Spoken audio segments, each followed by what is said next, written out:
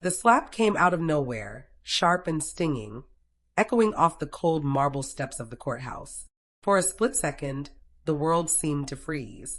My cousin's hand still hovered in the air, his face twisted with rage and something darker, contempt. I tasted blood on my lip, but the pain was nothing compared to the humiliation burning through me. People stopped and stared, their eyes wide, their whispers slicing through the air like knives. I could feel every gaze, every judgment, as if I were on trial before I'd even stepped inside. He leaned in, his voice low but loud enough for everyone to hear. "You filthy animal. You don't belong here. You never did." The words hit harder than his hand. I wanted to disappear, to melt into the stone beneath my feet, but I stood frozen, my heart pounding so loudly I thought it might burst. I searched his eyes for a trace of the boy I'd grown up with, the cousin who used to share secrets and laughter with me under the summer sun. But all I saw was hatred, raw and unfiltered. The crowd pressed closer, hungry for drama, their faces blurring together in a sea of shock and curiosity. I felt exposed, stripped of every ounce of dignity I had left. In that moment, I wondered what I had done to deserve this. What could drive family to such cruelty? The courthouse doors loomed behind me, a threshold I was suddenly terrified to cross. But as I stood there, trembling and humiliated, something inside me hardened. He thought he'd broken me. He had no idea what was coming, because what my cousin didn't know was that this was not the end of my story. It was only the beginning, and one day he would see exactly who I would become. When I was a child, my cousin and I were inseparable. Our families lived just a few blocks apart, and every weekend we'd race our bikes down the cracked sidewalks, daring each other to go faster, to be braver. He was older by a year, taller and louder, always the ringleader in our little adventures. I idolized him, trailing behind, eager to keep up, desperate for his approval. Our parents would laugh, watching us tumble through the grass, their voices warm with pride. In those days, it felt like we were a team, two halves of a whole, bound by blood and shared secrets. But even then, there were moments that hinted at something darker. When I won the spelling bee in 3rd grade, he sulked in the corner, refusing to meet my eyes. At family dinners, if I answered a question too quickly or made our grandparents laugh, he'd go quiet, his jaw clenched tight. I didn't understand it then. I thought maybe he was just shy, or tired, or upset about something else. I tried harder to include him, to share the spotlight, but the more I succeeded, the more distant he became. Our family was close-knit, but not without its fractures. My parents worked hard, always pushing me to do my best to reach higher. His parents, on the other hand, seemed content to let things be, proud of their son no matter what. There was an unspoken competition between our mothers, a constant tallying of achievements and milestones. Every report card, every trophy, every glowing teacher's note became another point in an invisible game. I felt the pressure, but I also felt loved, supported, encouraged to dream. He, I realize now, felt something else entirely. He watched as I collected awards, as teachers praised me, as relatives compared us, always to my advantage. The pride I felt was matched by his growing resentment. I remember the first time he snapped at me, his words sharp and cold. "You think you're so much better than everyone else, don't you?" I was stunned, unable to answer. I didn't think I was better. I just wanted to make everyone proud. Still, there were good times. We'd sneak out late at night to catch fireflies, whispering secrets under the stars. He taught me how to climb the tallest tree in the park, how to skip stones across the river. For every moment of tension, there was another of laughter, of shared mischief. I clung to those memories, hoping they meant more than the silences that grew between us. As we entered our teenage years, the gap widened. I was offered a scholarship to a prestigious school, and my family celebrated with a big dinner. He barely touched his food, his eyes fixed on his plate. Later that night, I found him in the backyard, kicking at the dirt. "You're leaving us behind," he muttered. I tried to reassure him, to promise that nothing would change, but he just shook his head and walked away. The older we got, the more obvious the differences became. I thrived in my new environment, making friends, excelling in my classes. He struggled, drifting from one job to another, his anger simmering just beneath the surface. Family gatherings became tense, every conversation a minefield. Our parents tried to smooth things over, but the damage was done. The rivalry that had once been playful was now something else, something bitter and unspoken. Looking back, I can see the warning signs. The jealousy, the resentment, the way he'd glare at me when he thought no one was watching. But I still held on to hope, believing that family could overcome anything. I wanted to believe that the bond we'd shared as children was stronger than the wounds that had formed between us. But as we grew older, the cracks in our family only deepened. The courthouse steps were slick with rain, the sky a heavy gray that pressed down on my shoulders. I clutched my folder to my chest, heart pounding as I approached the doors. I could see my cousin waiting, his posture rigid, jaw set. Our families had gathered, their faces drawn and anxious, the air thick with unspoken accusations. I tried to steady my breath, to remind myself that I had done nothing wrong, but the knot in my stomach only tightened. We were there for the reading of my grandmother's will, a moment that should have been about closure and remembrance. Instead, it had become a battleground. Rumors had swirled for weeks. Whispers that I had manipulated our grandmother, that I'd convinced her to change the will in my favor. None of it was true, but the damage was done. My cousin's resentment had curdled into something poisonous, infecting the rest of the family. I could see it in their eyes, the way they looked at me as if I were a stranger. As I reached the top step, my cousin blocked my path. His eyes were wild, his voice trembling with fury. "You think you can just take what's ours? You think you're better than us." I tried to speak, to explain, but he cut me off, his words sharp and cruel. "You're nothing but a filthy animal. You don't deserve any of this." Before I could react, his hand lashed out, the slap echoing in the stunned silence. Time seemed to slow. I tasted blood, felt the sting on my cheek, but it was the humiliation that burned deepest. Gasps rippled through the crowd. My aunt covered her mouth, my uncle looked away, and my parents stood frozen, torn between outrage and disbelief. I saw the courthouse security guard hesitate, unsure whether to intervene. The world spun around me, every eye fixed on my shame. My cousin's words hung in the air, heavy and unforgiving. "You betrayed us. You betrayed your own blood." I wanted to scream, to defend myself, but the words caught in my throat. I could feel my reputation unraveling, years of hard work and sacrifice reduced to a single, ugly moment.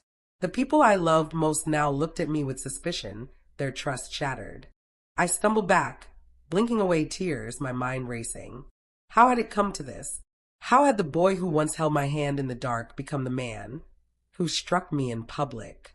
I searched the faces around me for understanding, for support, but found only judgment and disappointment. The courthouse doors loomed behind me, a cold reminder of everything I stood to lose. In that moment, I felt utterly alone. The shame was suffocating, the anger simmering just beneath the surface. I wanted to run, to disappear, to erase the memory of that slap and the words that followed. But as I stood there, trembling and broken, something inside me refused to give in. I thought I'd lost everything that day, but I was wrong. In the weeks that followed, the slap became the story everyone told. It was as if my entire life had been reduced to that single, humiliating moment on the courthouse steps. Family members who once greeted me with warmth now offered only cold, sidelong glances. At gatherings, conversations would hush when I entered the room, and I could feel the weight of their judgment pressing down on me. My parents tried to shield me, insisting that the truth would come out, but even they seemed uncertain, their faith in me shaken by the spectacle and the rumors that refused to die. The whispers spread beyond our family, seeping into the community. At the grocery store, I caught people staring, their voices dropping to a hush as I passed. Old friends stopped calling. Invitations dried up. I became a pariah, defined not by my achievements or my character, but by the scandal that clung to me like a second skin. I tried to hold my head high, to pretend that none of it mattered, but inside, I was crumbling. Every night, I replayed the scene in my mind, wondering if I could have done something, anything, differently. For a while, I withdrew from the world. I stopped going to family events, stopped answering messages, stopped trying to explain myself to people who had already made up their minds. The isolation was suffocating, and the pain of betrayal cut deeper than I could have imagined. I questioned everything, my worth, my choices, even my place in the family I had always loved. There were days when I could barely get out of bed, when the thought of facing another round of gossip and suspicion felt unbearable. But somewhere in the darkness, a spark of anger began to burn. I remembered my cousin's words, the way he had looked at me as if I were nothing. I realized that if I let this moment define me, if I allowed his cruelty to dictate the course of my life, then he would win. I refused to give him that satisfaction. I decided quietly at first that I would not be broken. I would find a way to rise above the shame, to reclaim my dignity and my future. I threw myself into my studies, pouring every ounce of pain and frustration into my work. Law had always fascinated me. The idea that justice could be found, that truth could prevail. Now it became my lifeline. I spent long nights in the library, my textbooks stained with tears I refused to let anyone see. There were setbacks, of course. I failed my first major exam. My confidence shattered. I doubted myself constantly, haunted by the fear that maybe my cousin was right, that maybe I didn't belong. But every time I wanted to give up, I remembered his words. You don't deserve any of this. The memory of his voice, dripping with contempt, became my fuel. I pushed harder, studying longer, refusing to let my failures define me. Slowly, things began to change. I passed my next exam, then the one after that. Professors started to notice my dedication, offering encouragement and advice. I made a few new friends, people who saw me for who I was, not for the scandal that had followed me. There were still hard days. Family gatherings remained tense, and some wounds refused to heal. But I found small victories in unexpected places. A kind word from a mentor, a letter of acceptance to a prestigious internship, the quiet pride in my parents' eyes when I brought home my grades. Each success, no matter how small, was a step away from the pain and toward something better. I learned to carry the weight of my past without letting it crush me. I learned that resilience isn't about never falling, but about finding the strength to stand up again, no matter how many times you're knocked down. And through it all, I kept moving forward, determined to prove, to myself most of all, that I was more than the sum of my scars. Every time I wanted to give up, I remembered his words. And every time I chose to keep going. Years slipped by, marked not by the pain of the past, but by the milestones I fought so hard to achieve. Graduation day arrived with a rush of disbelief and pride. I stood in my cap and gown, clutching my diploma, my parents' faces beaming in the crowd. The applause felt like a balm, a public acknowledgement that I had survived, that I had earned my place. Passing the bar was another mountain conquered, and with each step forward, the memory of that slap faded, replaced by the steady confidence I built through perseverance. I poured myself into my work, determined to make a difference. I took on difficult cases, advocated for those who had no voice, and slowly, my reputation grew. Colleagues began to seek my advice, and clients trusted me with their most vulnerable moments. The legal community, once a distant dream, became my home. When the offer came to serve as a judge, I accepted with a mixture of humility and awe. It was the culmination of everything I had endured, a testament to the power of resilience. Sitting on the bench for the first time, I felt the weight of responsibility settle on my shoulders. I was no longer the girl defined by scandal or shame. I was a woman entrusted with the power to shape lives, to deliver justice. Each case was a reminder of how far I had come, and I approached every decision with empathy and integrity, determined never to let bitterness cloud my judgment. Then, one morning, fate delivered a twist I could never have predicted. As I reviewed the docket for the day, a familiar name leapt off the page, my cousin. He was being brought before my court, accused of fraud and embezzlement. My heart pounded, old wounds threatening to reopen. I stared at his name, memories flooding back. The slap, the humiliation, the years of silence between us. I wondered if he knew who would be presiding over his case, if he remembered the pain he had caused. Pride warred with anxiety as I prepared to face him, determined to uphold the law with fairness, no matter how personal the history. I straightened my robe, took a steadying breath, and reminded myself of the journey that had brought me here. I never imagined our paths would cross like this. The courtroom was hushed, the air thick with anticipation as the bailiff called the next case. I sat tall behind the bench, my gavel resting in my hand, my heart beating a steady, measured rhythm. When my cousin entered, flanked by his attorney, I saw the moment recognition dawned in his eyes. He faltered, just for a second, his bravado slipping as he realized who would be presiding over his fate. The memory of that day on the courthouse steps flickered between us, unspoken but undeniable. He tried to recover, straightening his tie, his expression hardening into the familiar mask of arrogance. But I saw the uncertainty in his eyes, the way his hands trembled as he shuffled his papers. I forced myself to remain calm, to keep my voice steady and impartial as I opened the proceedings. Every word, every gesture was a test, not just of my professionalism, but of my ability to rise above the past. The prosecution laid out their case with methodical precision. Evidence of forged documents, bank transfers, and false promises piled up, each piece another stone in the wall closing in around him. My cousin's attorney objected, deflected, tried to cast doubt, but the facts were undeniable. I watched as my cousin's confidence eroded, his answers growing shorter, his gaze darting nervously around the room.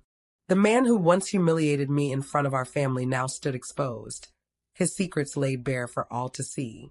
Inside, I was a storm of emotions. Part of me wanted to savor the reversal, to relish the power I now held. I remembered the sting of his slap, the shame of his words, the years I spent rebuilding my life from the ruins he left behind. But another part of me, the part that had fought so hard to become more than a victim, knew that true justice required something greater than revenge. I reminded myself that I was here to serve the law, not my own wounded pride. As the trial unfolded, I listened carefully to every argument, weighed every piece of evidence. I asked questions, pressed for clarity, and ensured that both sides were heard. My cousin avoided my eyes, his earlier arrogance replaced by a desperate, pleading look. I saw flashes of the boy I once knew, the cousin who would share my childhood, and for a moment I grieved for what we had lost. The courtroom was tense, every spectator aware of the history between us, though none dared to speak it aloud. I could feel their eyes on me, waiting to see if I would falter, if I would let old wounds dictate my judgment. I refused to give them that satisfaction. I held myself with dignity, determined to show that I was worthy of the trust placed in me. As the evidence mounted, my cousin's defense unraveled. Witnesses testified to his deceit, his manipulation, his willingness to betray even those closest to him. I saw the realization dawn in his eyes. He was not going to talk his way out of this. The power dynamic had shifted completely. Where once I had stood powerless and humiliated, I now held the authority to decide his fate. Yet, as the closing arguments ended and the courtroom fell silent, I found myself wrestling with a final question. Would I let my pain cloud my judgment or rise above it? I looked at my cousin, saw the fear and regret etched into his face, and felt a strange sense of peace. I had already won, not because I held power over him, but because I had reclaimed my own life. The humiliation he inflicted no longer defined me. My dignity was my own. I delivered my verdict with a clear, unwavering voice, guided by the law and the evidence, not by vengeance. The sentence was fair, the justice impartial. My cousin's shoulders sagged, the fight gone from him. As he was led away, he glanced back at me, his eyes searching for something, mercy, forgiveness, understanding. I met his gaze not with anger, but with the quiet strength I had earned through years of struggle. The courtroom emptied, the echoes of the past finally fading. I sat alone for a moment, letting the weight of it all settle. I had faced my greatest test, not just as a judge, but as a person. I had chosen dignity over humiliation, justice over revenge. And in that choice, I found a freedom I had never known before.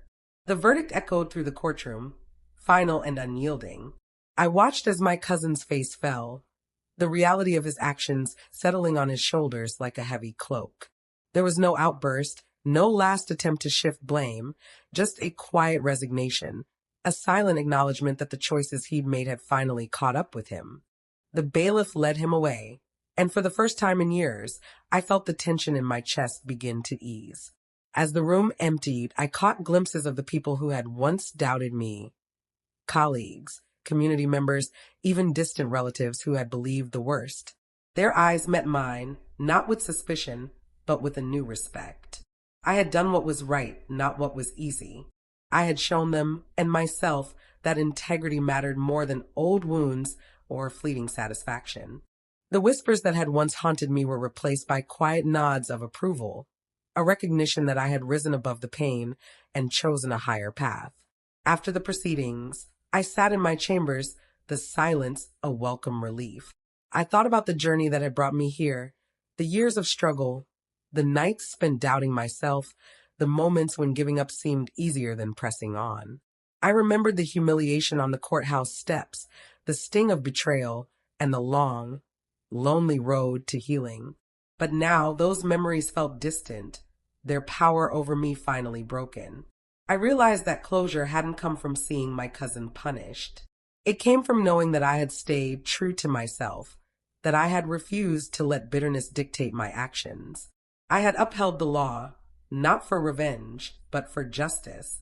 In doing so, I had reclaimed my story, rewriting it not as a tale of victimhood, but of resilience and strength. My parents called that evening, their voices full of pride and relief. "You did the right thing," my mother said softly. "We always knew you would." I felt a warmth spread through me, a sense of belonging that had been missing for so long.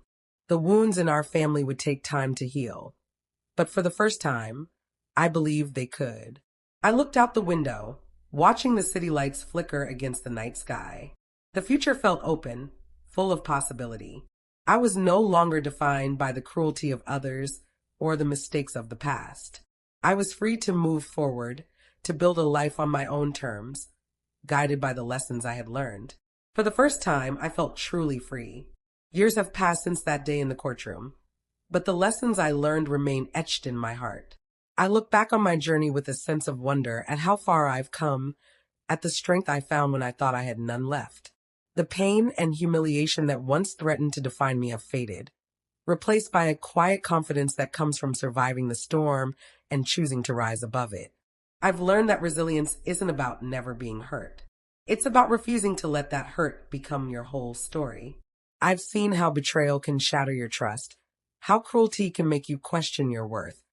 But I've also discovered the healing power of integrity, of holding onto your values even when it's hardest. The scars I carry are reminders not of weakness, but of battles fought and won. To anyone who has ever been humiliated, betrayed, or made to feel small, I want you to know, your story isn't over. The people who try to break, you do not get to write your ending. You do. There is strength in survival, and even greater strength in choosing compassion over revenge, dignity over bitterness. Sometimes, late at night, I wonder if my cousin ever thinks about what happened, if he remembers the girl he tried to break and the woman she became. If only he could see me now, he'd know that the power he once held over me is gone. I am free, and my story is still unfolding, full of hope, possibility, and the promise of new beginnings.